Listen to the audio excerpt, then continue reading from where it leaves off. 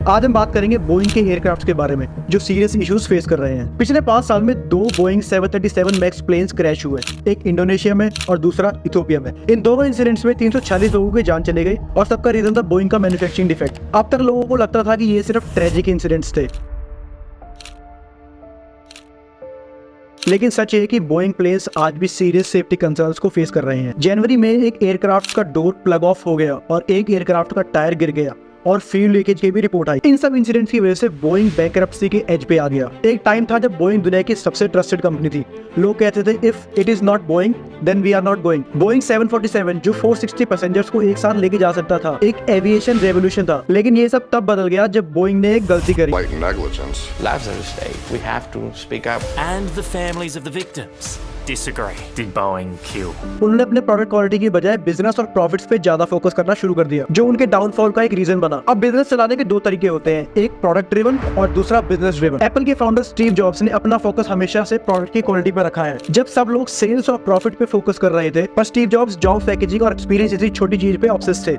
उन्होंने हमेशा great products बनाने की सोची, चाहे प्रोडक्शन स्लो हो या कॉस्ट बढ़ जाए। स्टीव जॉब्स के आईफोन का एग्जांपल देखो। जब लॉन्च के सिर्फ कुछ महीने बचे थे, जॉब्स ने डिसीजन लिया कि आईफोन की स्क्रीन को स्क्रैच प्रूफ बनाना होगा। इस डिसीजन ने प्रोडक्शन कॉस्ट को बढ़ा दिया, लेकिन उन्होंने गोरिल्ला ग्लास इंट्रोड्यूस किया जो एप्पल के प्रोडक्ट की स्टैंडर्ड को ऊपर ले गया। ये होता है एक प्रोडक्ट ड्रिवन बिजनेस का एग्जांपल। बोइंग का 747 मॉडल एक रेवोल्यूशन था। उन्होंने अपने रेवेन्यू का आधा हिस्सा एयरक्राफ्ट बनाने में लगा दिया, बिना किसी गारंटी के कि वो सक्सेसफुल होगा या नहीं। बोइंग कंपनी ने $1 बिलियन स्पेंड किए बोइंग 747 मॉडल बनाने में, जो 37 सालों तक दुनिया का सबसे बड़ा पैसेंजर एयरक्राफ्ट रहा। एयरक्राफ्ट बनाने का बिजनेस बहुत टफ होता है। एक एयरक्राफ्ट बनाने में 5 से 10 साल लगते हैं और $बिलियन खर्च होते हैं, लेकिन बोइंग का फोकस सिर्फ प्रोडक्ट बनाने पे था। उन्होंने रिस्क लिया और बोइंग 747 को दुनिया का सबसे बड़ा सक्सेस बना दिया। पहले बोइंग एक इंजीनियर लेड कंपनी थी जो सेफ्टी और इनोवेशंस पे फोकस करती थी। बोइंग के इंजीनियर्स के पास अल्टीमेट पावर थी कि वो किसी भी प्रोडक्ट को अप्रूव या रिजेक्ट कर सकते हैं। उनका फोकस हमेशा से बेस्ट एयरक्राफ्ट बनाने पे था, चाहे प्रॉफिट्स या शेयर होल्डर वैल्यू पे इम्पैक्ट हो। इस वजह से उनका स्टॉक प्राइस 1975 से 1995 तक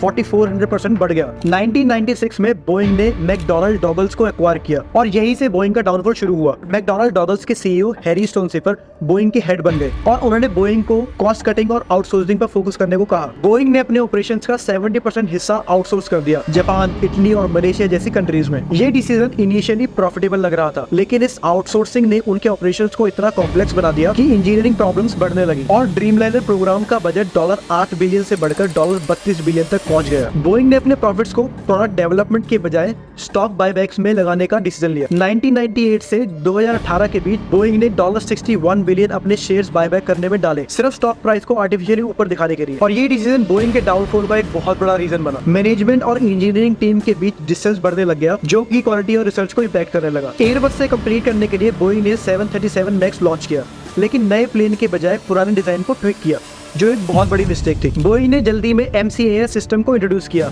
लेकिन पायलट्स को इसके बारे में प्रॉपर्ली ट्रेन ही नहीं किया गया। रिजल्ट ये हुआ कि लायन एयर और इथियोपियन एयरलाइंस के 737 मैक्स फ्लाइट्स क्रैश हो गए और बोइंग को दुनिया भर में क्रिटिसाइज किया गया। The plane was a new Boeing 737 MAX.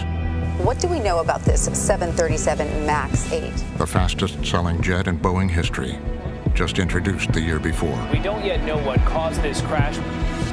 A breakthrough this evening in the flight data recorder. It holds many of the keys.